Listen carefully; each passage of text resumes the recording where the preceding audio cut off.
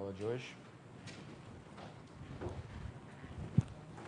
Então, na aula passada a gente viu a definição, quer dizer, a definição era que uma superfície mínima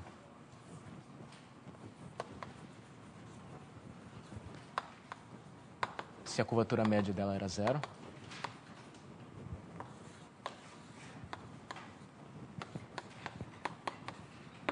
Essa era a definição, e vimos também que elas se caracterizavam variacionalmente como sendo aquelas superfícies que são pontos críticos do funcional área para qualquer variação. Então, a gente tinha provado também que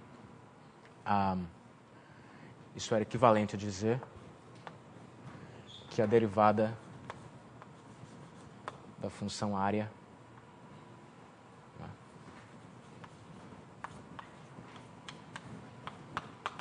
em t igual a 0 é 0 para toda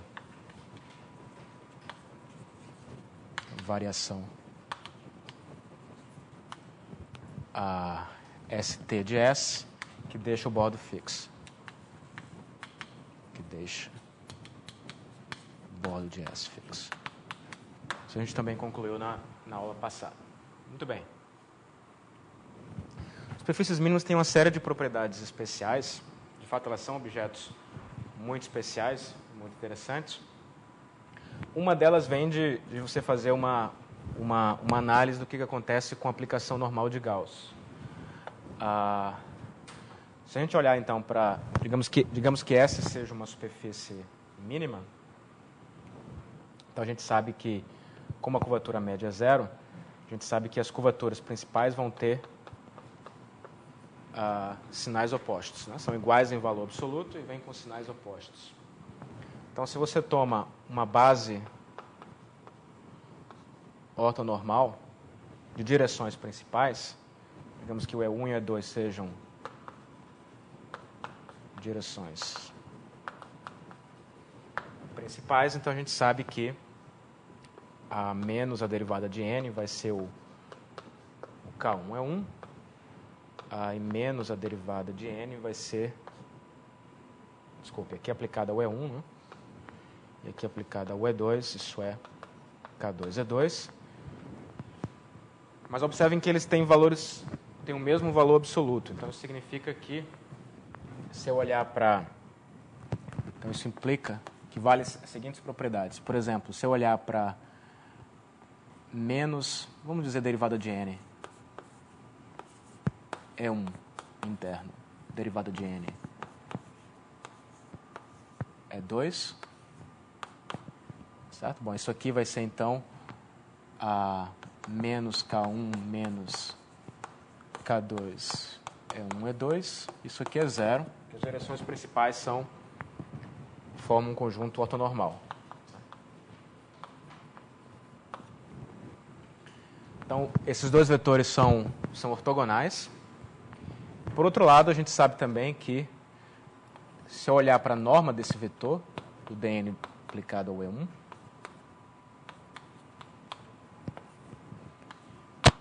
isso aqui vai ser, vamos só olhar a fórmula, isso aqui é menos K1 vezes E1, isso aqui é menos K1 vezes E1. Então, isso aqui dá o K1 ao quadrado E1, que é igual ao K1 ao quadrado. E, analogamente, se eu olhar para a norma do dn de E2, isso aqui também vai ser K2 ao quadrado, mas o ponto é que, se a superfície é mínima, esses dois números são iguais. Certo? Ou seja, o dn de E1 e o dn de E2 possuem o mesmo comprimento e são ortogonais. Então, o que significa isso? Qual é o termo que se usa para transformações lineares que têm essa propriedade, né? Você fixa uma base ortonormal do espaço, as imagens vão ter a propriedade de que formam um conjunto ortogonal, que são perpendiculares 2 a 2, e os comprimentos são todos iguais. Então, isso se chama de transformação linear conforme, né? Ou seja, transformação linear que preserva ângulo.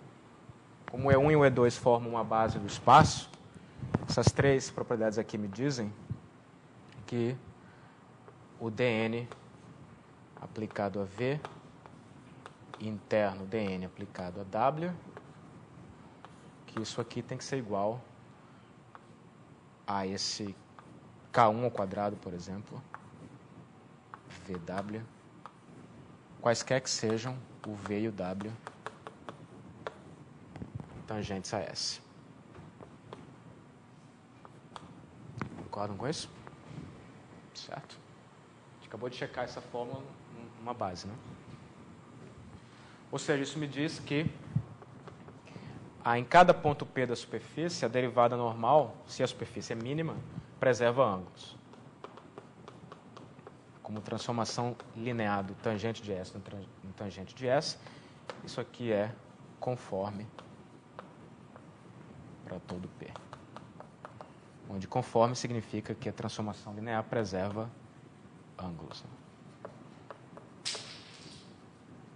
Ou seja, é um pouco menos do que ser isometria. A isometria é se a transformação linear preserva o produto escalar. Ela é conforme quando ela preserva o produto escalar módulo uma constante. Um fator de proporcionalidade. Então, isso é uma propriedade de superfícies mínimas. Tá? Se S é mínima, então a derivada da aplicação normal de Gauss é conforme em cada ponto e a transformações, a aplicações que têm essa propriedade, a gente dá o nome de conforme, ou seja, uma definição aqui, você diz que uma aplicação F diferenciável entre duas superfícies,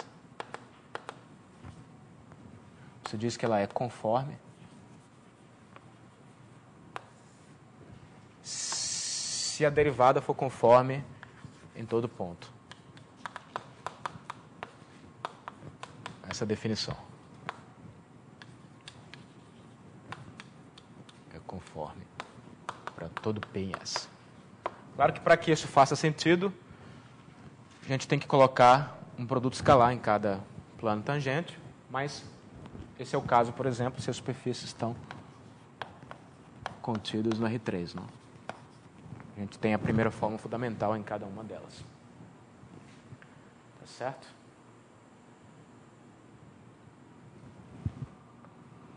Bom, aqui sempre há uma... Às vezes você gostaria de acrescentar a condição de que a derivada de f não seja zero, né, porque pode acontecer desse número ser zero, mas aí depende do contexto. Certo? Se você quer que ela realmente preserve ângulos, você gostaria que ela fosse diferente de zero, né? Certo? Muito bem. Bom, se uma F entre duas superfícies é conforme, isso geometricamente diz que se você tem duas curvas alfa e beta que se intersectam num ponto P, então as imagens das curvas que se intersectam no F de P vão se intersectar com o mesmo ângulo. Certo? Então, se você olha para as tangentes aqui, isso faz um ângulo alfa, esse é o mesmo ângulo aqui. Então, porque é o ângulo medido pelo vetor velocidade, que vai ser mandado aqui pela derivada de f. Então, f conforme ela preserva o ângulo entre curvas. Certo? Então, uma superfície mínima tem a propriedade que a aplicação normal de Gauss é conforme. Isso significa que, de alguma forma, pelo menos sugere, né, de que deveria ter algo por trás disso. Ou seja, isso aparentemente é uma surpresa, né? Então, vamos tentar explicar um pouco melhor essa relação com coisas conformes e até com análise complexa, porque vocês devem ter aprendido em análise complexa que uma função holomorfa, né,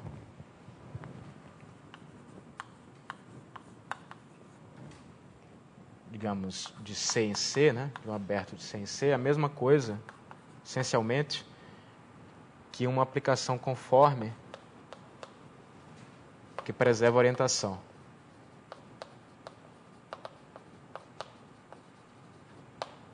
Do R2 no R2. Certo? Então, em dimensão 2, digamos, geometria conforme se confunde, né, com a geometria, digamos, complexa, ou análise complexa, no mundo das funções holomorfas. Você pode começar a suspeitar que deve haver alguma relação entre superfícies mínimas e funções holomorfas, por causa dessa propriedade. Bom, a chave para entender essa relação é o seguinte resultado, né? Primeiro, deixa eu dar uma definição. Você diz que uma parametrização é isotérmica. Uma parametrização X de um aberto do R2 de uma superfície regular do R3 é dita isotérmica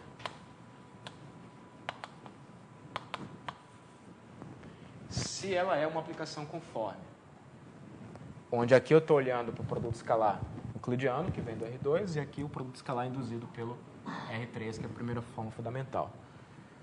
Então, ela é isotérmica se é conforme. Isto é, bom, nesse caso aqui, a gente pode dar uma relação de identidades como a que eu escrevi aqui.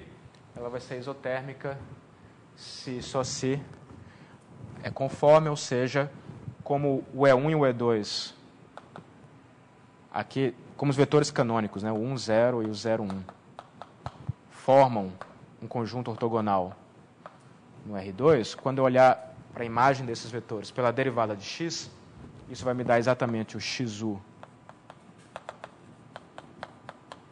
e o XV.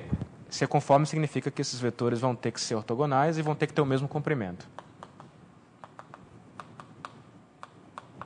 Certo? Então, isso aqui vai ser equivalente a dizer que a norma do XU é igual à norma do XV e o produto escalar do XU pelo XV dá zero. Certo? Ou seja, o E tem que ser igual ao G e o F tem que ser igual a zero, com letras maiúsculas. Então, isso é uma parametrização isotérmica. Isso significa que as curvas, quer dizer, que o ângulo é preservado pela parametrização. Bom, aí existe um teorema que a gente não vai provar aqui no curso.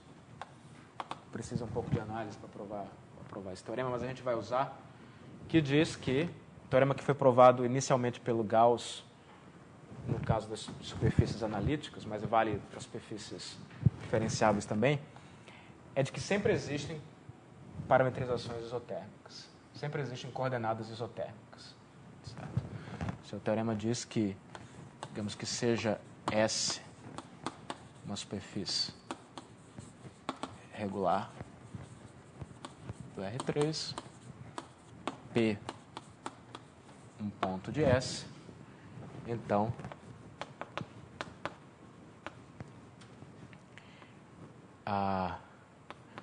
existe uma vizinhança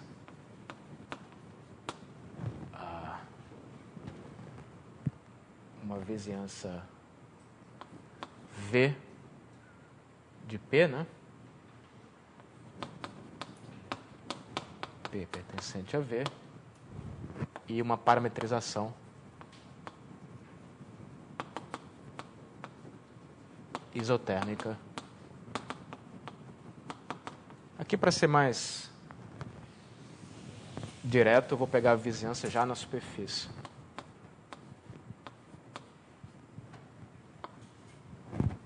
E uma parametrização isotérmica X, que vai de um aberto do R2 em W. O X de U, que é W.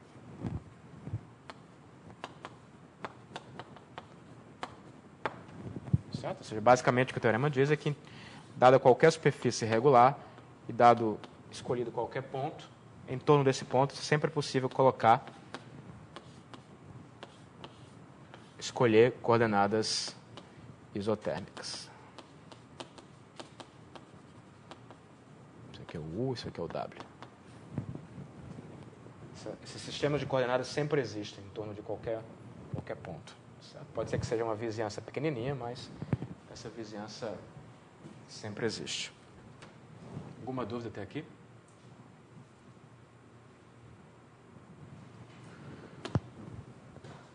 Bom, isso aqui é um teorema bem... Só fazer alguns comentários. Em primeiro lugar, não é necessário que a superfície esteja contida em R3. É suficiente que ela tenha uma métrica riemanniana, que é um produto escalar em cada plano tangente, variando diferenciavelmente. E aí o mesmo teorema vale. Certo? É um teorema puramente local, então você só precisa mesmo da primeira forma fundamental. Esse é o primeiro comentário.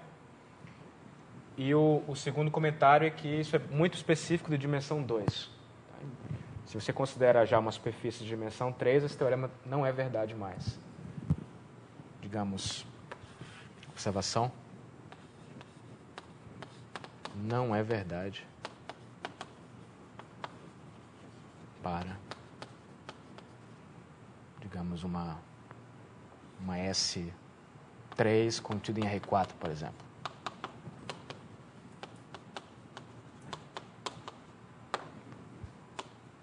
Certo? Nem sempre, se a sua superfície tiver dimensão maior ou igual a 3, nem sempre esses sistemas de coordenadas que preservam o ângulo vão existir. Tá? Isso é uma condição mais ou menos forte, porque ela diz que, do ponto de vista conforme, né, qualquer pedaço de superfície é equivalente a um pedaço do plano. Isso não é verdade mais em dimensão alta. Ok, um corolário desse resultado é que duas superfícies regulares do R3, então, são sempre localmente conformes. Né? Quer dizer, o corolário é que se eu tenho duas superfícies, S e S barra, superfícies regulares, às vezes eu vou esquecer o regular, tá? Mas está implícito. Se eu escolho um ponto qualquer em S, um ponto qualquer em S barra, então o corolário do teorema diz que existem vizinhanças, digamos, W em S, W barra em S barra, o W passando pelo P, W barra passando pelo P barra, e um difeomorfismo conforme de V em W.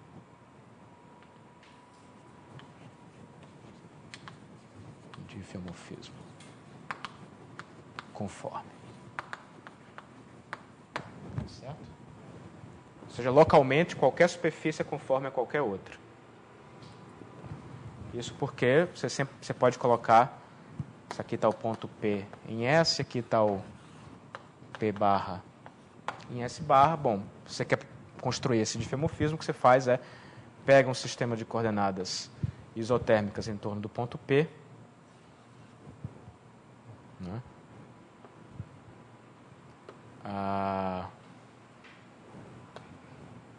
Você sempre pode supor que esse sistema de coordenadas passa pela origem, tá certo? Que é a origem que é mandada em P, por exemplo. Então você pode pegar um sistema de coordenadas, digamos, num outro aberto aqui, talvez, que vai em P barra. Então aqui o X e o X barra são isotérmicos. E aí, nessa interseção... e aqui eu esqueci de dizer que o diff conforme vai levar o P no P barra. Né? Aí um diff conforme com F de P igual a P barra. Porque aí basta você tomar o difeomorfismo que pega a inversa de X e compõe com a X barra. Né? Então a F aqui seria inversa de X composta com X barra. certo? Muito bem. Dito de outra forma, no caso de superfícies, ou seja, superfícies de dimensão 2, não existem, e digamos que a gente está interessado em geometria conforme, então está dizendo que não existem invariantes conformes. O que eu chamei de invariante aqui, numa das primeiras aulas, né? Invariante era algum objeto que podia distinguir, né, por exemplo, a curvatura, quando que uma superfície era diferente da outra, ou quando que uma superfície não vinha de um movimento rígido da outra. Por exemplo, a curvatura faz esse papel. Bom, se você trabalha com geometria conforme, isso basicamente diz que não tem nenhum invariante, porque qualquer coisa é conforme a qualquer outra coisa, certo? Muito bem. Então a pergunta agora é: o que acontece se eu me restringir a classe de superfícies mínimas e usar uma dessas parametrizações isotérmicas?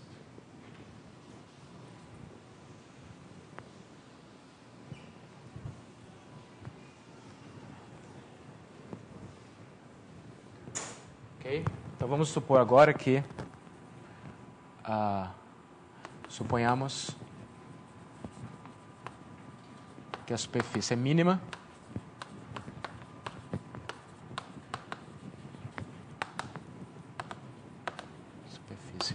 e que eu tenho uma parametrização isotérmica de S. X de um aberto do R2 é uma parametrização isotérmica. Bom, então como eu falei, isso nos dá uma série de identidades. Isso vai me dizer então que o produto escalar de XU por XU é igual ao produto escalar de XV por XV. E também que o produto escalar de XU por XV é zero. Por enquanto eu não usei que a superfície é mínima, né? Bom, mas essas funções, essas identidades valem para todo o IV no aberto coordenado, então certamente a gente pode derivar essas expressões. Então a pergunta é o que sai daí, né? Então digamos que a gente derive a... Então vamos derivar isso daqui, né? Então se eu derivar primeiro com relação a U, eu vou ter que o XU, vírgula XU é igual ao XUV, vírgula XV. Essa é a primeira com respeito a U, né? Agora eu derivo a primeira com respeito a V. Então eu vou ter que o XUV, XU. Tem um 2 aqui que eu estou cancelando, né? É igual a XVV, XV. E faço a mesma coisa com a segunda, derivando com respeito a U, eu tenho XUU, XV é igual a menos XU, XUV. Se eu cometer algum equívoco aqui, vocês me avisam, tá? Derivando com respeito a V, eu tenho que XUV, XV é igual a menos XU, XVV. Eu tenho essas relações. E aí lembrem que a gente tem um operador diferencial clássico, que é o chamado Laplaciano, né? O Laplaciano de x simplesmente a soma das derivadas segundas ao longo das direções coordenadas. Aqui essa é uma equação vetorial, né? Estou pensando o Laplaciano de x, no caso, seria o Laplaciano de x1 como função de u e v, o Laplaciano de x2 função de u e v, x3. Isso aqui é um vetor do R3. Então, isso é feito coordenada a coordenada. Estou calculando o Laplaciano de cada coordenada. Então, a pergunta é o que eu posso falar sobre o Laplaciano a partir dessas identidades, né? Então, digamos que eu queira calcular o laplaciano de x, xu, desculpa, vírgula xu. Bom, isso aqui dá xu, isso aqui é xu mais x vv, xu. E o que eu posso fazer com isso? É que eu estou só usando que ela é isotérmica, tá? Estou só usando isso. Ainda não usei que é mínima.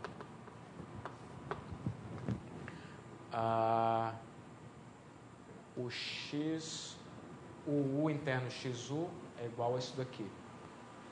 Não é? Não é isso que eu quero não, né? Alguém está vendo aí? Acho que eu posso usar duas aí nisso. Então essa primeira aqui, que é o xu interno xu, eu uso isso daqui. Então isso me dá que é x uv, xv. Por outro lado, o xvv interno xu aparece aqui, né? Então isso é menos xuv interno xv. Então isso aqui dá zero. E analogamente vai dar zero aqui também. Não é? Simetria, né? Isso aqui me dá isso. Aí o xu interno xv, onde é que ele está? É menos xu xuv. E o xvv interno xv está aqui, é mais xuv xu. Então, novamente, deu zero.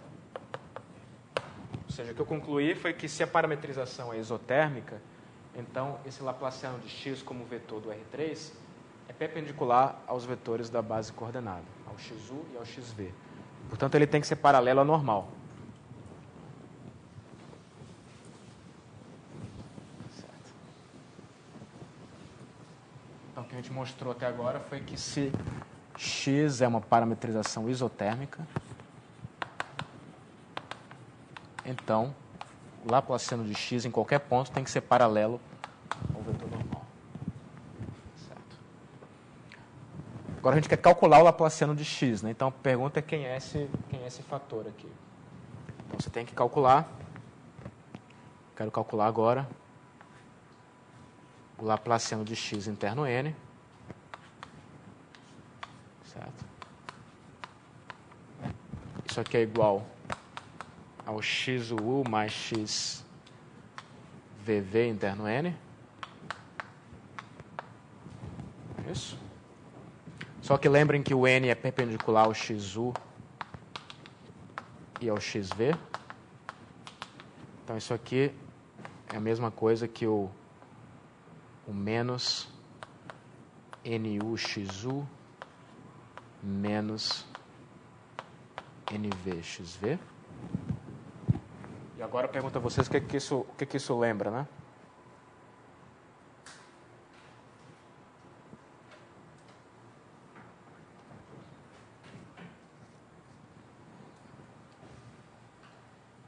Isso aqui é a segunda forma fundamental, né? Aplicada ao xu. E essa aqui é a segunda forma fundamental aplicada ao xv. Como a parametrização é isotérmica, eu já disse aqui que o xu e o xv são ortogonais. Então, somar a segunda forma fundamental avaliada nos dois tem tudo a ver com o traço. Claro que eu tenho que, para fazer isso, eu tenho que normalizar, né?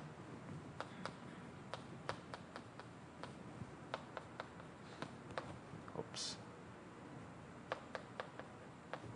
O traço é a soma avaliada, onde cada parcela é avaliada num dos vetores de uma base ortonormal. Isso é o traço. Certo? Então, isso aqui eu posso escrever assim. O primeiro termo, ele é a norma de xu quadrado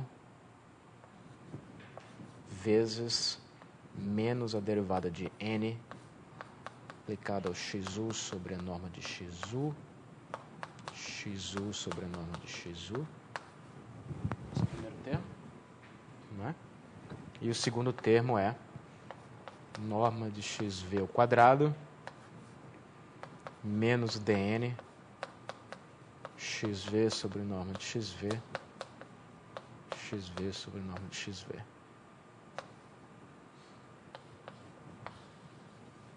Certo?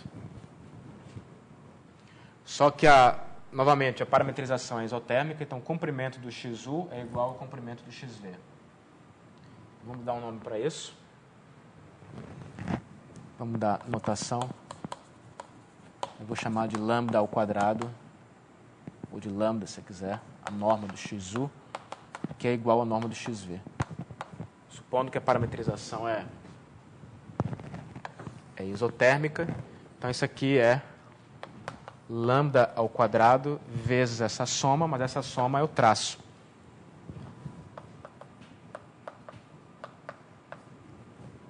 Certo? Porque esses vetores normalizados formam uma base ortonormal. E esse traço aqui era a curvatura média. Isso aqui é, bom, 2 vezes a curvatura média, né? Certo? Então vamos escrever numa proposição que a gente conseguiu.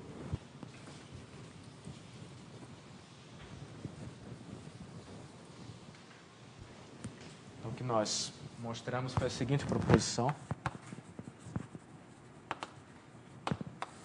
Que se x é uma parametrização isotérmica,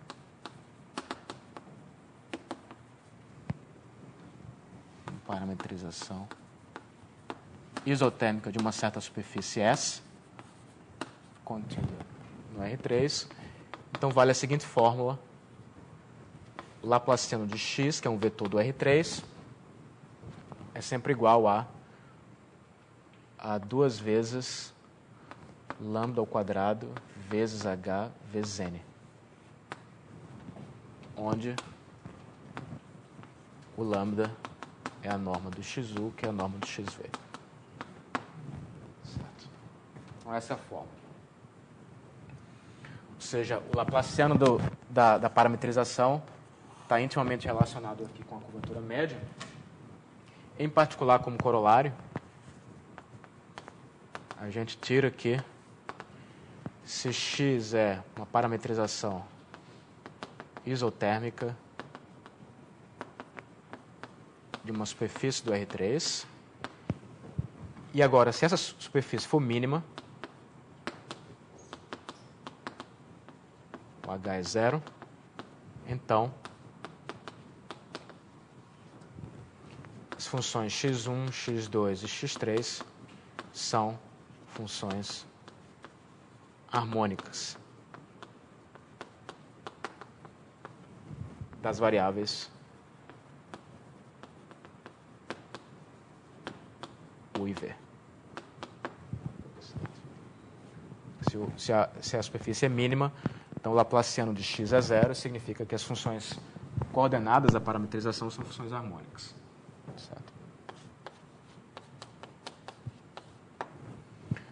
Ok? Então é isso que a gente descobriu, né?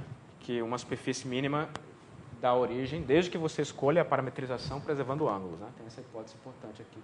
A gente já viu pelo teorema, essas parametrizações sempre existem. Mas então, no caso da superfície mínima, a gente tem essa propriedade especial que se obtém funções harmônicas. Novamente, vocês lembram que funções harmônicas aparecem muito também em análise complexa. Uma parte real ou a parte imaginária de uma função holomorfa são funções harmônicas. Então, mais um indício aí de que superfícies mínimas estão, de alguma forma, ligadas às funções holomorfas.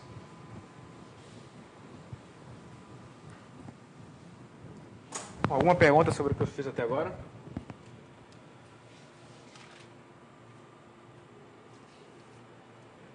Então vamos usar essa proposição, ou corolário. Na verdade, vale um si só si, né?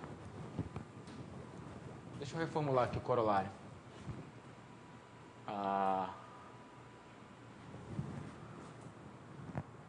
Vou reformular aqui o corolário, tá? Então, tem uma parametrização isotérmica que é dada. Então, a superfície é mínima. É a superfície mínima. Se só se essas três funções são funções harmônicas. Certo? Bom, claro que eu estou... o fato dessas funções serem harmônicas só vai me dizer que o pedaço que é coberto pela parametrização é mínimo, né? Isso está meio que implícito aqui. Certo?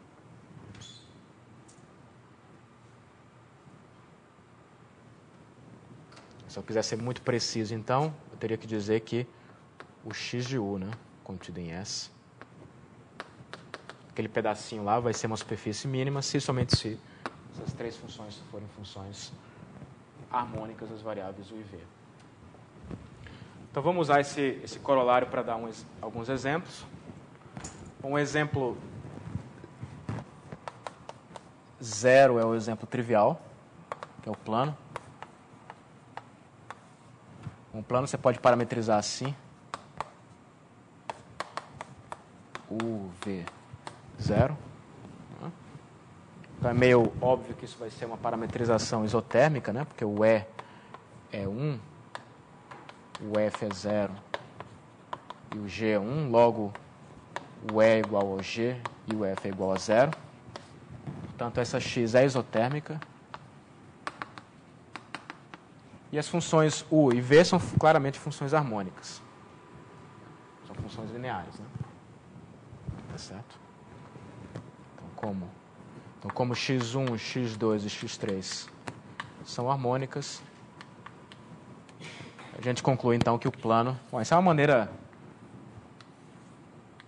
maneira de deduzir que o plano é uma superfície mínima, né? A gente já tinha feito isso aqui, porque a gente, no caso do plano, a segunda forma fundamental é toda igual a 0.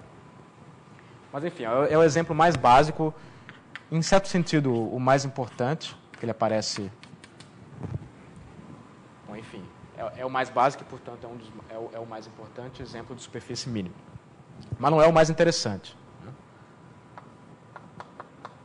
Próximo exemplo é o catenoide,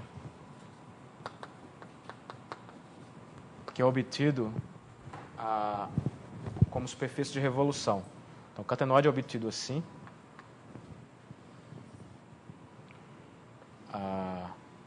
Você pega no plano YZ, vocês pegam o gráfico do cosseno hiperbólico, certo? Chamada catenária, que é o gráfico do cosseno hiperbólico. E aí você roda isso em torno do eixo X. Isso produz uma superfície de revolução simétrica, que é chamada de catenoide.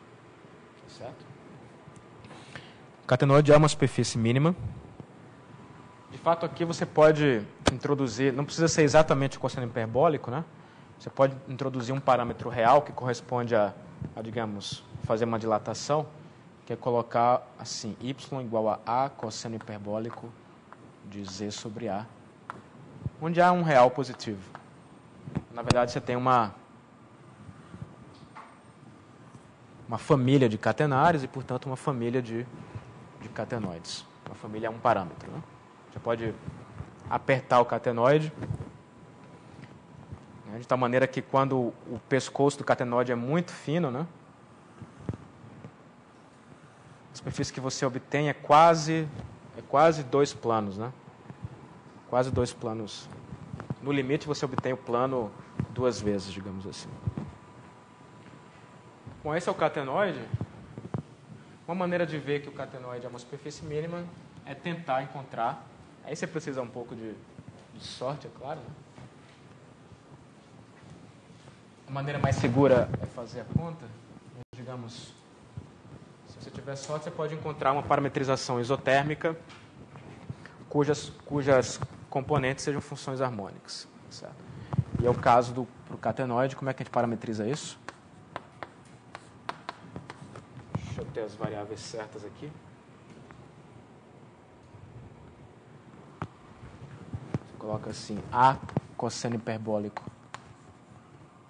de V cosseno U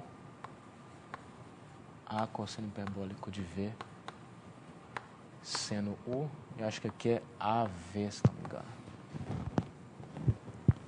Certo? Então, esse é o X, né? Esse é o Y. E esse é o Z. Vocês podem ver que da maneira como está escrita, né? Quando você faz como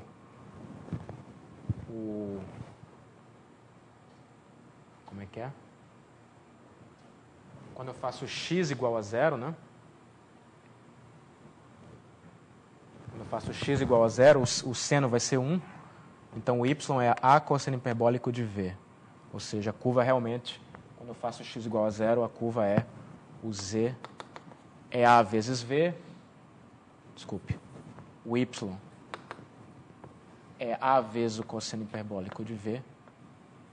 Só que o V é o Z sobre A. Então, realmente, a curva geratriz é um desses cossenos hiperbólicos aqui. Tá bem? Então, você calcula aí o XU vai ser, derivando com respeito a U, isso é menos A cosseno hiperbólico de V seno de U. A cosseno hiperbólico de V cosseno de U. 0. XV é A seno hiperbólico de V cosseno U. A seno hiperbólico de V seno U, vírgula A. Então, o E, que é o XU ao quadrado, vai ser A ao quadrado cosseno hiperbólico de V ao quadrado. O F é o escalar de um com o outro, e aí eu tenho um menos aqui e um mais aqui, então dá 0. E o G vai ficar A2. Aqui está errado, né? Que é derivada com respeito a V, então dá A. Né? Fica A2 seno hiperbólico ao quadrado de V mais 1. E isso é o cosseno. Né? Então, de fato, o E é igual ao G e o F é igual a 0. Ou seja, essa parametrização específica tem a propriedade de preservar ângulos. Ela é exotérmica.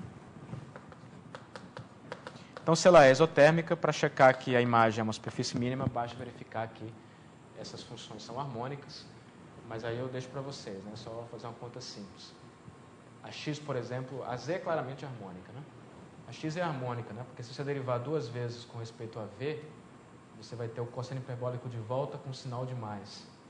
Se você derivar duas vezes com respeito a u, vai aparecer o cosseno de volta com sinal de menos. Quando você somar, vai dar 0.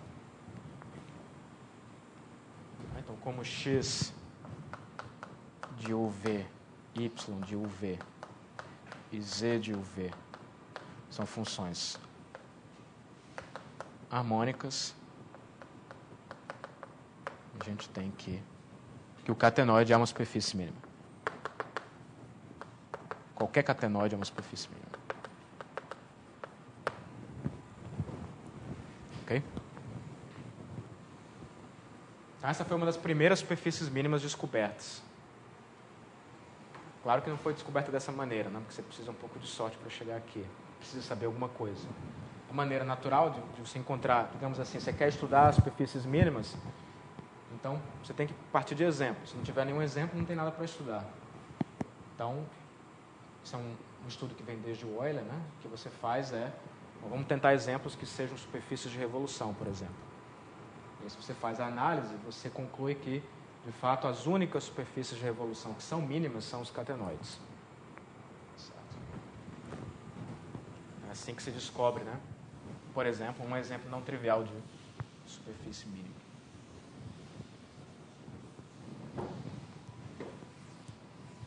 É possível o fato de que os catenoides são as únicas superfícies mínimas de revolução.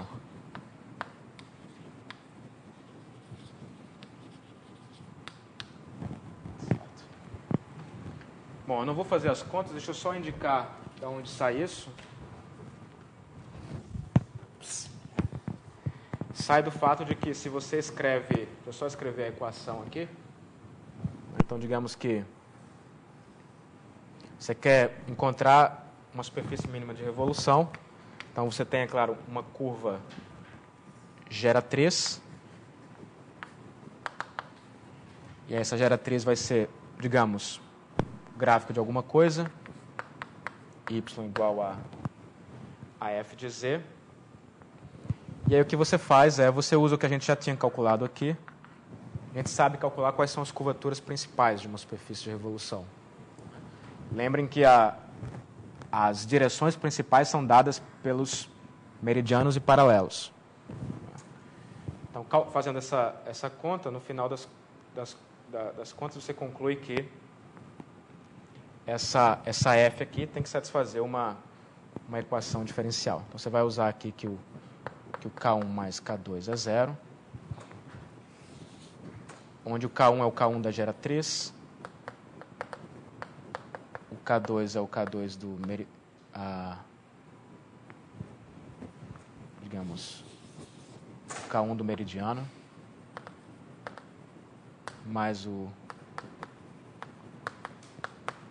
curvatura do paralelo, isso aqui tem que ser zero. Então, você faz as contas, isso implica que a f tem que satisfazer a seguinte equação diferencial.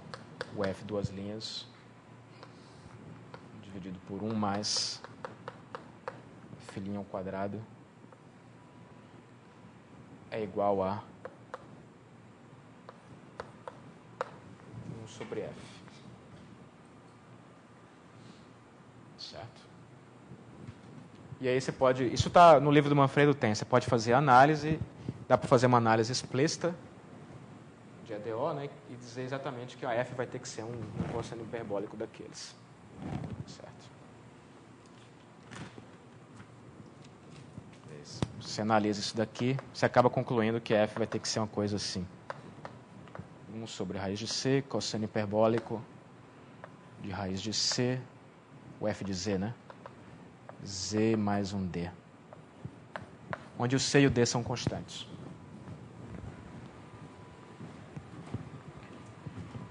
Então é assim que se demonstra que elas são as únicas superfícies mínimas de revolução.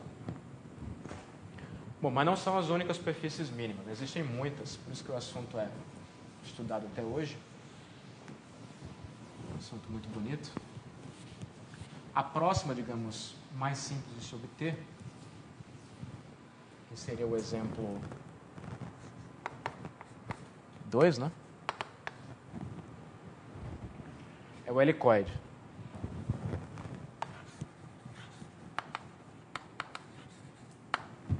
O helicoide é obtido da seguinte maneira. O helicoide é difícil de desenhar, eu não vou conseguir fazer um desenho bom aqui. Mas na internet, no livro, você vai encontrar várias figuras. Então, a ideia é a seguinte, você tem um eixo, que é o eixo Z, certo?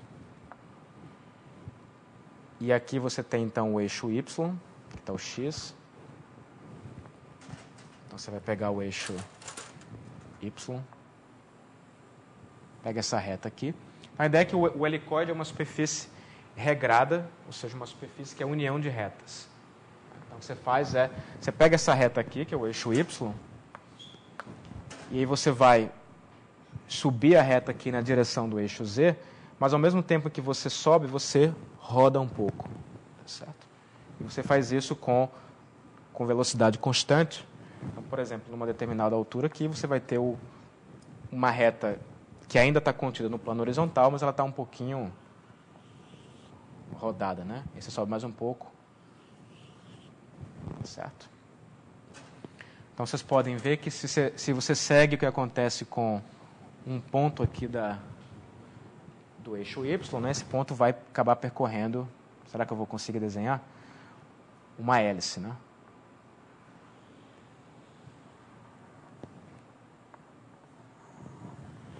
Certo? Esse ponto ele vai fazer isso aqui, né? Ok? Essa curva aqui é uma hélice. Daí o nome helicoide. Certo? Estão satisfeitos com o desenho? Devia ter treinado em casa. Mas dá para imaginar, né? Vocês encontram helicoides nessas lojinhas de vender lembranças, né? Dá para fazer o helicoide com vários palitinhos. Ok, então qual é a parametrização do helicoide que vai nos dizer que ela é mínima? Ela vai ser parecida com a com essa daqui. Você troca o cosseno hiperbólico pelo seno hiperbólico.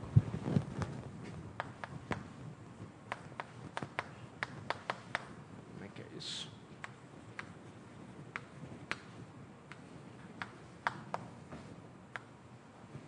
Seno hiperbólico de...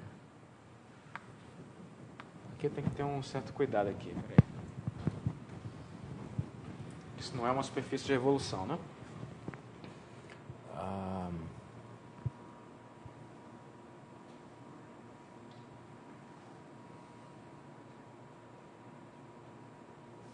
Acho que aqui é AU. Vamos ver, a gente vai acabar acertando aqui. Talvez AU aqui. Troca o U pelo V nessa última. Então vamos ver se isso está certo. Por exemplo, se você faz U igual a 0, só para ver se está certo, né? Quando U é igual a 0, o cosseno é 1, então isso fica A seno hiperbólico de V. Isso aqui é 0. E fico com um 0 aqui também, né?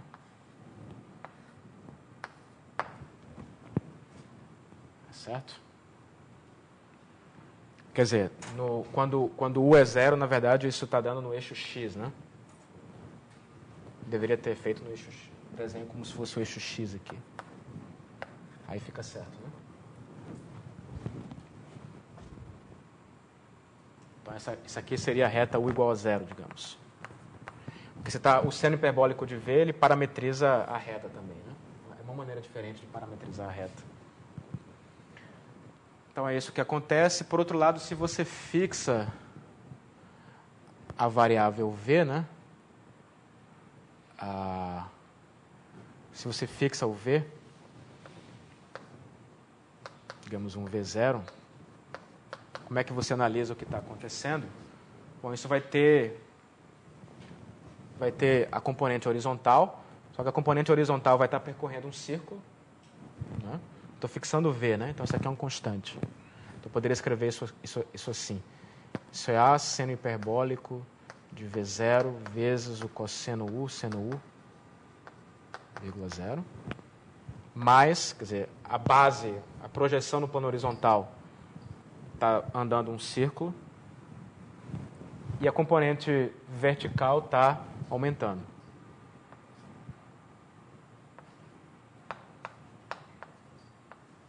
Quer dizer, à medida que eu vario o U, a projeção horizontal percorre um círculo e a componente vertical sobe com velocidade constante. Certo? Então, isso aqui é o helicoide. O A é para controlar essa velocidade com que você anda aqui. Né?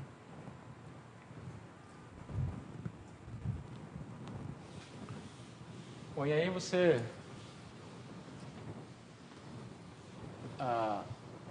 faz a conta, eu não vou fazer aqui, mas mesma coisa que o catenoide. Isso aqui vai ser, o E vai ser igual a G, o F vai ser igual ao 0. E essas funções são harmônicas.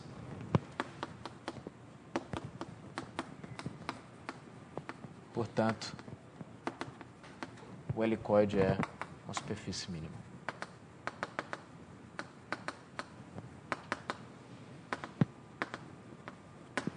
Certo. Uma pergunta até aí?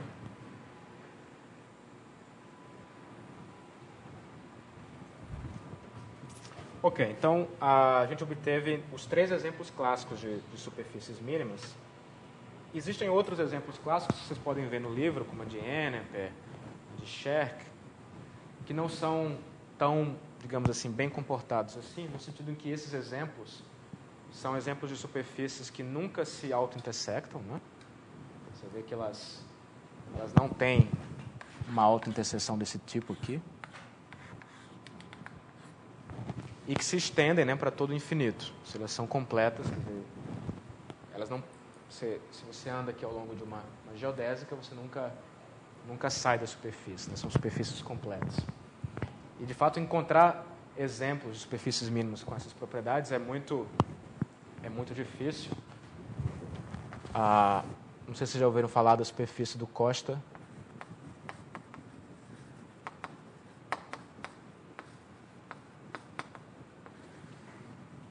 Foi uma superfície mínima encontrada por um aluno aqui do IMPA, né? Isso foi na década de 80, se não me engano. Que é uma coisa, também não vou conseguir desenhar, mas uma coisa mais ou menos assim. Ela tem, aqui ela parece um catenoide, aqui embaixo também parece um catenoide. Ela tem um terceiro fim aqui que parece um plano.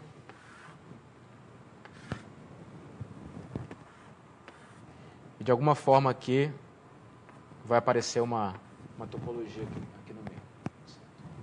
Esse é um exemplo de uma superfície mínima,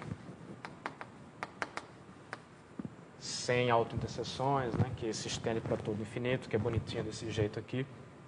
E esse exemplo foi importante porque, de fato, foi a primeira superfície mínima com essas propriedades desde o helicoide. O helicoide era conhecido em 1700 e tantos. Então, vocês veem que produzir exemplos bonitos é difícil e importante na teoria. Isso era só um comentário. Bom, alguma pergunta até aqui? Eu ainda não cheguei nas funções holomorfas, né? Então vamos chegar agora.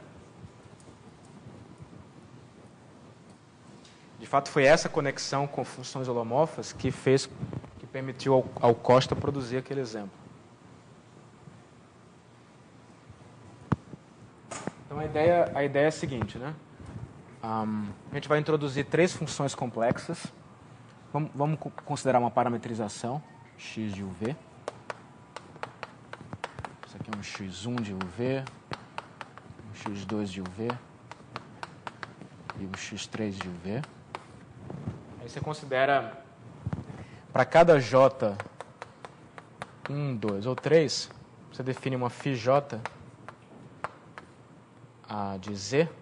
O z aqui representa a coordenada complexa u mais iv. Estou identificando o meu plano coordenado com o plano complexo C. Tá certo?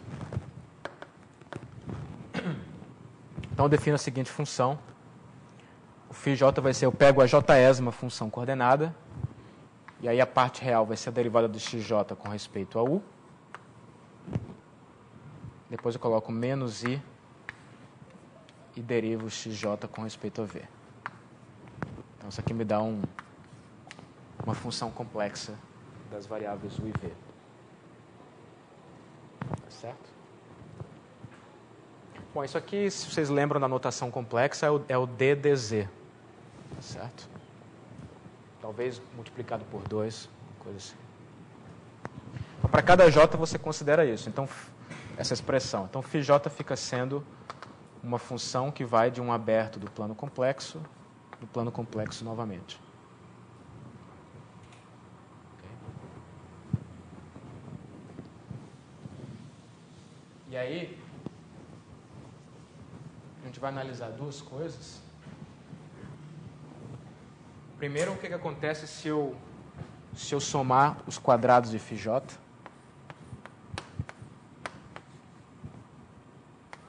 J de 1 a 3. Um quadrado como número complexo, né? O que isso me dá? Vamos ver. O quadrado desse número complexo aqui vai ser o quadrado do primeiro, né?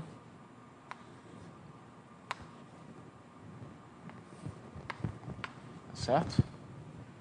Depois dá menos 2 vezes o primeiro pelo segundo.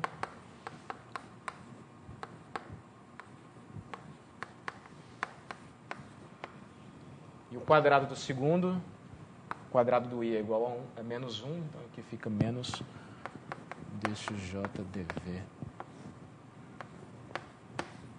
quadrado. Portanto, eu posso separar isso aqui na parte real e na parte imaginária. Então, a parte real vai ser a soma em j do dxj du quadrado menos dxj dv quadrado. Certo? Essa é a parte real. E a parte imaginária é menos 2 vezes i, a soma do dxj du dxj dv. Agora eu pergunto a vocês o que é isso é.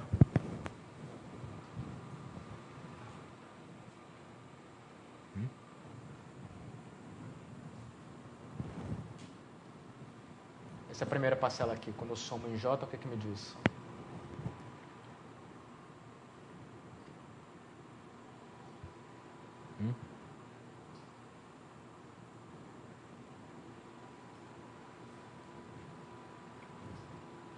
Somando em j aqui, né?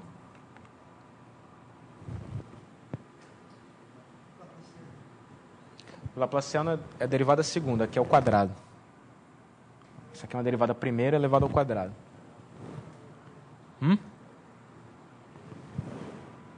Isso aqui é o produto escalado xu ao quadrado. Né? O produto escalado de xu por xu. Essa é a primeira parcela aqui. Quando eu somo em j. Aí fica menos, então, a norma do xv ao quadrado. Essa aqui é a minha parte real. E minha parte imaginária vai ser o produto escalado xu pelo xv.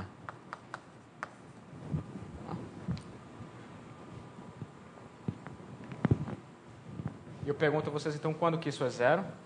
Quando é que esse número complexo é zero? Bom, só olhar, né? Exatamente quando a parametrização for isotérmica. Então, a primeira conclusão é que eu posso usar essas funções complexas, φ1, φ2 e φ3, para detectar se a parametrização é isotérmica. Quer dizer, x é isotérmica se e somente se φ1 quadrado mais φ2 quadrado mais φ3 quadrado é igual a zero. Certo? Lembre que isso não é um paradoxo porque φ1, φ2 e φ3 são complexos, tá? Não são reais, não. Isso vai se anular se o xu e o xv tiverem o mesmo comprimento e forem ortogonais. Ok. Então, digamos agora que isso vale, né? Que eu já sei que essa soma dos quadrados é zero. Então, suponhamos que x é isotérmica, ou seja, que essa soma de quadrados é zero. Então eu pergunto, a condição da superfície ser mínima é equivalente ao que em termos das φs? O que eu quero, o objetivo final é dizer, né, quando é que essas φs vêm de uma superfície mínima. Então, se a parametrização é isotérmica, isso vai me dar que a soma dos quadrados é zero. E agora, o que é que eu preciso fazer? Gostaria, se a superfície é mínima, as funções coordenadas são funções harmônicas, né? xj vai ser uma função harmônica. O que é que isso me diz sobre a φj, então? Holomorfa, né? Certo. Vamos só lembrar aqui.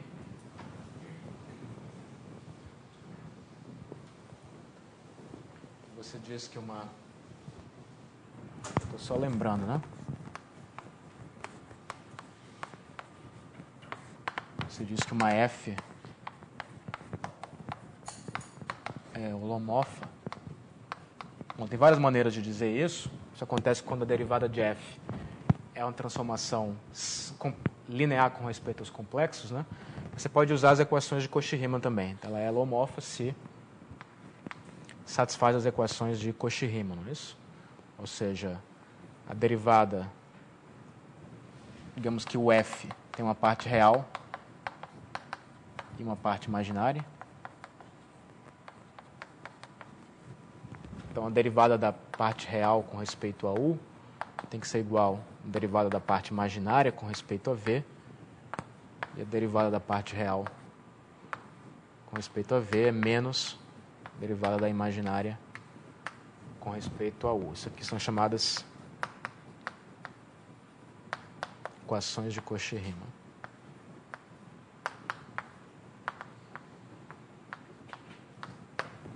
Certo? E se por acaso, digamos que a sua F, observação, seja uma coisa daquele tipo, ou seja, seja obtida a partir de uma H que é real, dessa forma aqui, digamos que F tem essa cara, onde H é real. Então, quando que F é holomorfa? Bom, é você olhar para as equações de Cauchy-Riemann, né? Então, as equações de Cauchy-Riemann ficam equivalentes à seguinte coisa. Primeiro eu pego a derivada da parte real com respeito a U. Nesse caso aqui eu fico com a segunda derivada de H com respeito a U. Isso tem que ser igual à derivada da parte imaginária com respeito a V, que é menos segunda derivada de H com respeito a V. E a segunda equação me diz que a derivada da parte real com respeito a V, então isso é a derivada mista, é igual a menos a derivada da parte imaginária com respeito a U, menos com menos dá mais. Isso também tem uma derivada mista. Então, claro que essa equação aqui é trivial, né? Portanto, uma função desse tipo que vem de uma H vai ser holomorfa se somente se a H for harmônica. Então, nesse contexto aqui, a F é holomorfa se somente se H é harmônica.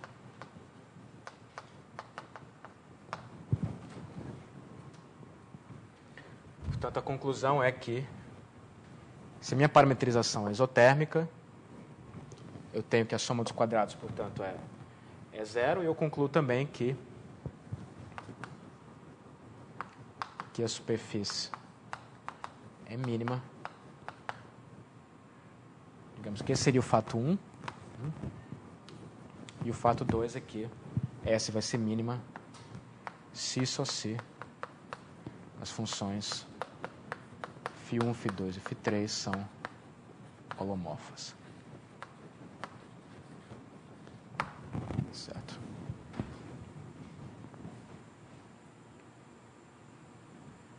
Ok.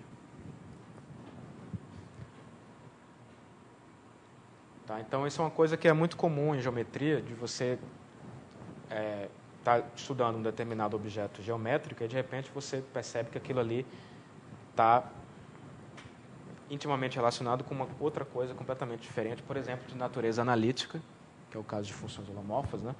Você tem, de um lado, um objeto geométrico, que são as superfícies mínimas, né? E, do outro lado, você tem um objeto analítico, que são as funções holomorfas.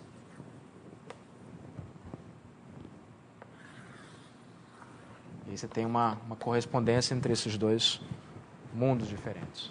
Então, isso faz com que todas aquelas técnicas que vocês aprendem em análise complexa sejam agora úteis para estudar, por exemplo, superfícies mínimas. No caso aqui, se eu quiser, então, produzir uma superfície mínima S, o que eu tenho que dar é o quê? Tenho que dar 3 funções holomorfas, cuja soma dos quadrados é 0. φ1, φ2, φ3, satisfazendo isso aqui. E tem uma correspondência entre as duas coisas. Certo. Ok?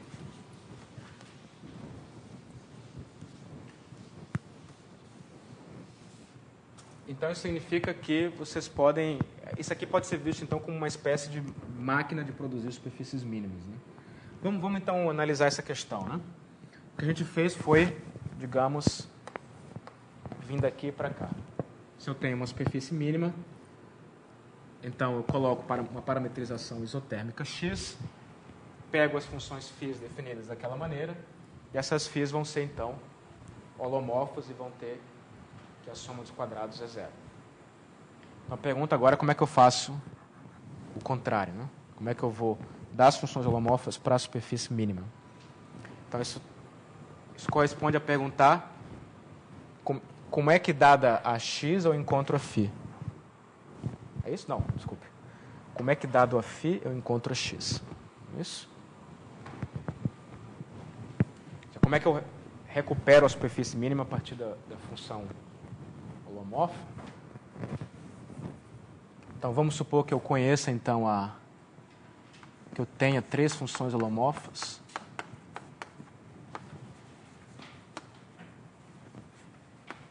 Eu sei que a soma dos quadrados é zero.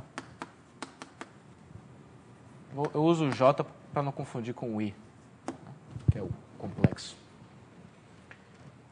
E aí a minha pergunta é como é que eu encontro a x, né? Como é que eu encontro a parametrização? Bom, ela tem que satisfazer aquela equação, né? Então vocês podem pensar no seguinte, imagina que eu vou fixar o meu aberto coordenado, U. Vou imaginar que a x já existe, certo? Vou pegar um ponto qualquer aqui, digamos um ponto U0, V0, que vai, digamos, num determinado ponto P. E aí eu quero saber quem é o x de UV. Onde é que está a imagem desse ponto aqui pela parametrização. E eu sei alguma coisa sobre a derivada da x, né? Eu sei que a derivada de xj com respeito a u menos i derivada de xj com respeito a v é a função φ. Bom, o que você pode fazer é o seguinte, você pega uma curva que liga esses dois pontos, uma curva gama, ou alfa, se quiser. E aí você usa uma integral de linha aqui, né? Uma integral sobre curva. Vamos lembrar de análise complexa, né? Vocês estudam essas integrais. Então você vai ter que o xj de uv, ele vai ser igual, então, menos o xj de u0, v0, é igual à integral sobre a curva alfa da diferencial de xj. Certo isso? A curva alfa liga os dois pontos, né? Bom, mas isso daqui eu posso escrever da seguinte forma, né? Isso aqui é a derivada de xj com respeito a u vezes du, mais a derivada de xj com respeito a v vezes dv. Uma forma diferencial no aberto U. Tá certo? Agora eu quero envolver a φ, né? Isso aqui eu sei que é a parte real da φ, isso aqui eu sei que é menos a parte imaginária da φ. Então eu posso... e isso aqui também sei que é sempre um número real. Isso aqui é um número real. Então eu posso escrever isso da seguinte forma, isso aqui é exatamente a parte real do seguinte produto complexo, o produto de d xj du menos i dxj dv vezes o du mais i dv. Tá certo isso?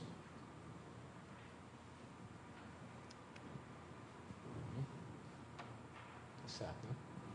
E isso aqui é o dz, né? Lembra que o z é u mais iv. É diferencial de z.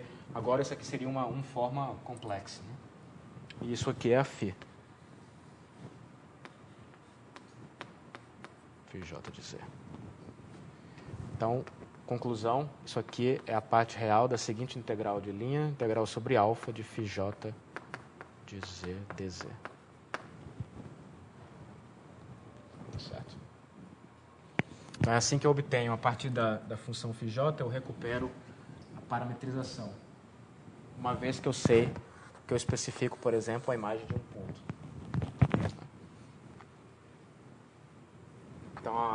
conclusão é que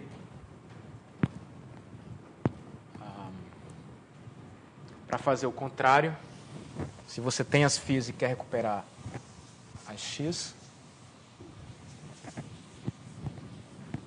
você define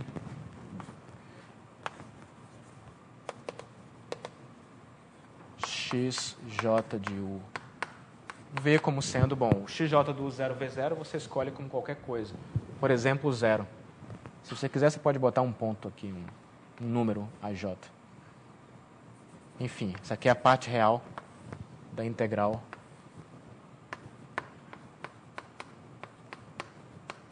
mais um aj qualquer. Onde você fixa aqui onde o alfa,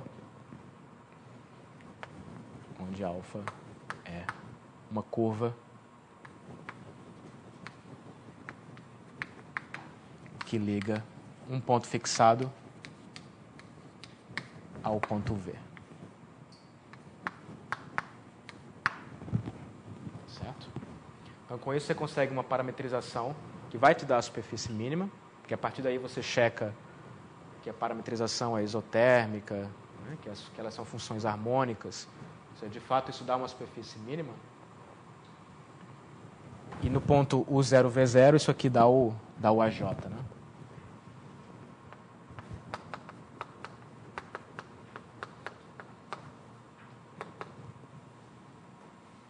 Dá o AJ. Agora eu pergunto a vocês, qual é o problema de fazer essa definição?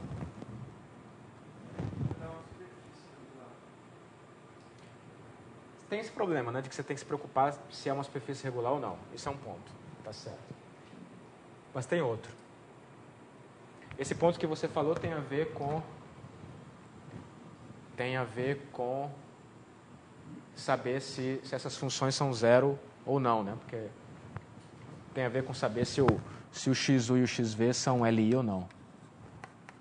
Isso você pode olhar através das φs. Mas tem um outro ponto, digamos, um outro problema aqui, que aparece em análise complexa.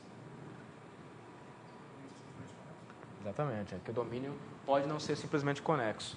Se a gente aprende análise complexa, que essa integral aqui só faz sentido, só dá o mesmo resultado, né, se as curvas são homotópicas.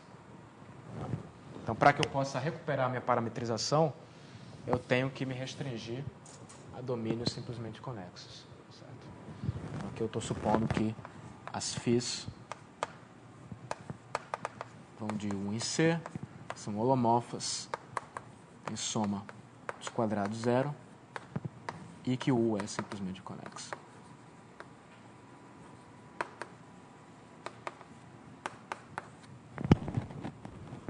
Então, isso implica isso aqui. Certo. Bom, isso é essencialmente o que a gente chama de representação de Weierstrass.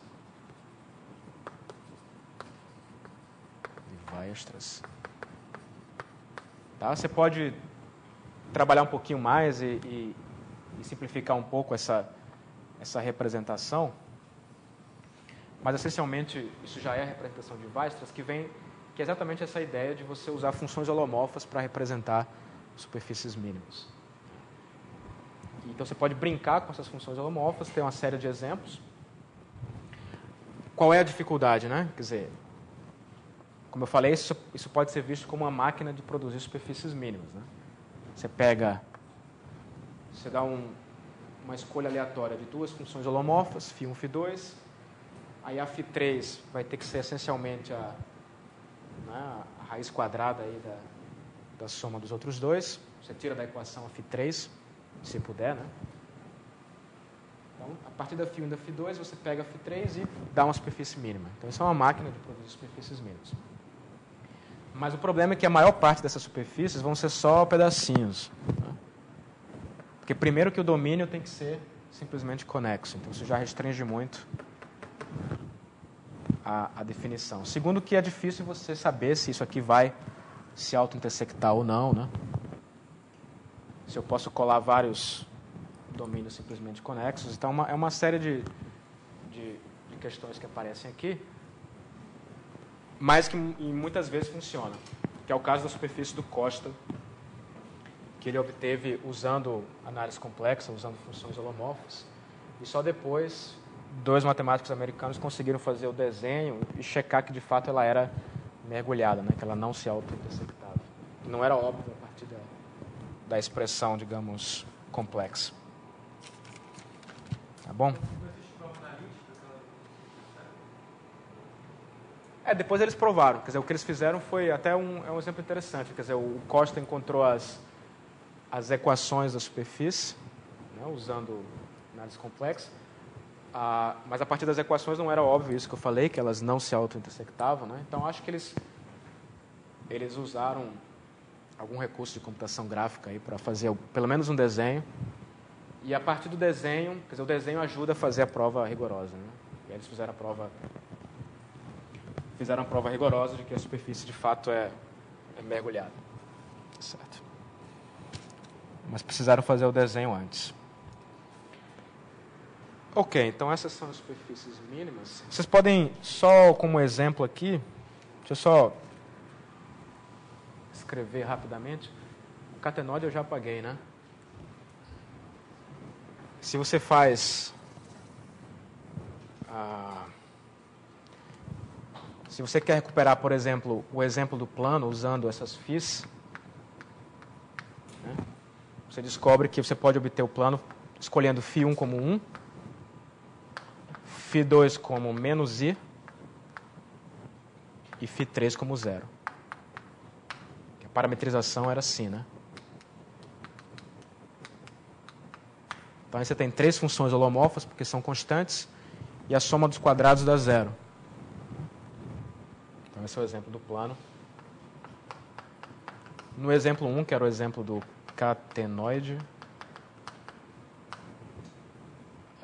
que como é que era? Ele era assim, né? A cosseno hiperbólico de V, cosseno U,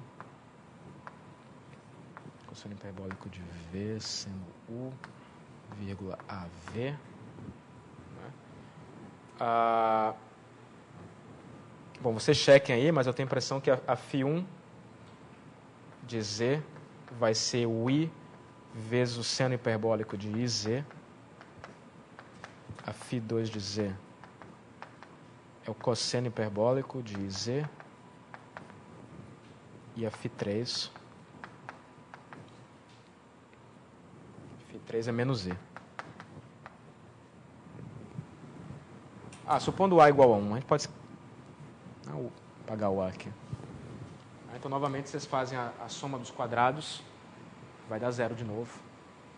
Cada função é holomorfa. E aí, deixo para vocês aí checarem quais são as funções do helicoide. Certo. Vocês podem brincar aí, se tiverem um computador para fazer um desenho, podem fazer vários exemplos de superfícies mínimas usando essa forma. A gente tem 3 minutos. Vou terminar aqui com uma pergunta. A gente está falando de superfícies mínimas, né? Então, pergunto a vocês. Digamos que eu sei 2 coisas sobre a superfície. Primeiro, que ela é mínima. E eu sei, digamos, que a fronteira dela é o círculo de raio 1. O conjunto dos pontos da forma x, y0 com x2 mais y2 igual a 1. Então, eu sei que ela é mínima, né? E que a fronteira dela é esse círculo aqui.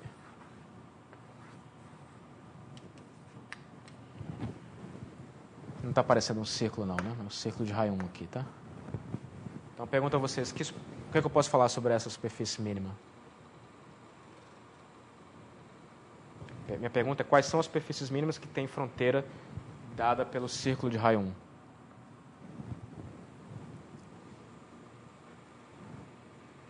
Vocês conhecem pelo menos uma? O disco, né? O disco é uma mínima, né? Então, na verdade, a pergunta é se tem alguma outra e se existe, qual é. O que vocês acham?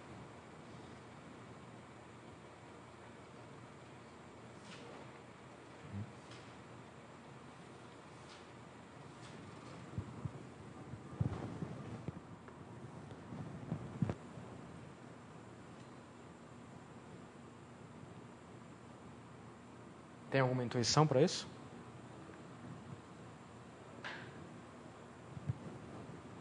Você pode pegar a superfície de revolução. De revolução. Cortada na metade, ela tem uma fronteira, mas ela continua infinitamente para cima. Sim. Então vamos supor que a superfície mínima é compacta. Seu exemplo está certo, é uma superfície mínima com fronteira ou círculo, mas eu estava realmente querendo me restringir ao caso de superfícies compactas. Né? Mas é um bom exemplo. Né? As condições que eu tinha colocado não eram suficientes. De fato só existe uma, que é o disco. Certo? Essa tem que ser o disco unitária. E a resposta aqui, o que usa isso? Vocês aprenderam isso em análise complexa, né? É o princípio do máximo para funções harmônicas.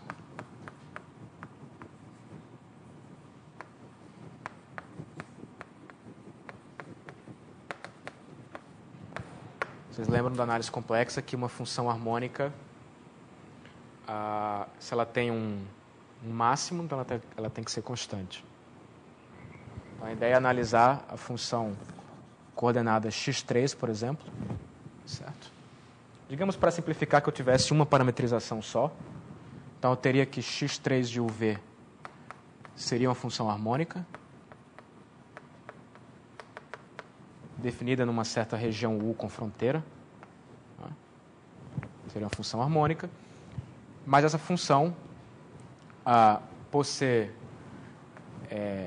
harmônica, ela tem que ter um máximo. Né? E aí o princípio do máximo diz que se o máximo for interior, a função é constante. Né? Então, isso significa que o máximo de qualquer função harmônica sempre é atingido no bordo. Tanto o máximo quanto o mínimo, que você pode tomar menos a função. A conclusão é que no bordo ela é mandada no círculo, onde a função x3 é zero. Então, isso implica que a função x3 teria que ser, por um lado, menor ou igual a zero, por outro lado, maior ou igual a zero.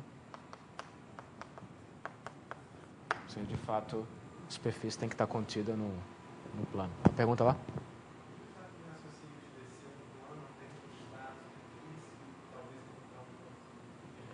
Essa é uma outra boa observação, né? Que você também pode raciocinar geometricamente, que, digamos, é a versão analítica de fazer isso, é a versão geométrica de fazer isso, que é pegar um plano do infinito, né? Você traz o plano continuamente até que ele toque a superfície pela primeira vez. Né? Ele vai tocar a superfície mínima pela primeira vez aqui, e aí você sabe que naquele ponto de toque as superfícies são tangentes, e que as curvaturas da superfície têm que estar apontando para baixo do plano. Né? Só que tem um pequeno detalhe aí, que como no plano as curvaturas são iguais a zero, a única coisa que você vai conseguir concluir aqui é que o K1 e o K2 são maiores ou iguais a zero. Era diferente da esfera, que te dava realmente uma constante positiva. Certo? Aqui, o raciocínio anterior vai dizer só isso daqui, o que não é suficiente para dizer que o ponto é elíptico, certo? Mas, de fato, existe um princípio do máximo de superfícies mínimas que diz que isso funciona também. Certo? Tem que trabalhar mais um pouco, mas essa ideia funciona. A ideia é trazer uma superfície até que ela toque pela primeira vez. Existe um resultado de superfícies mínimas que diz que se você tem duas superfícies mínimas, S1 e S2, e elas se encontram num ponto P, e uma está de um lado da outra, as duas são mínimas, então elas têm que ser iguais. Esse é o princípio do máximo para superfícies mínimas.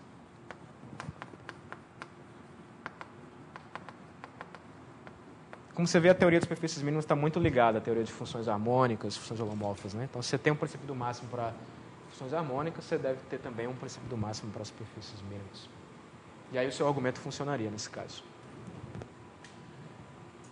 Tá bem? Então, só uma sugestão como exercício, tentem provar isso daqui sem usar o fato de que a parametrização cobre tudo. É simples. Mas, enfim. Aqui eu simplifiquei, né, supondo que era uma parametrização só. A superfície poderia ter várias parametrizações. Bom, na aula que vem a gente começa a chamada geometria intrínseca, que é estudar a geometria da superfície sem fazer referência ao espaço R3.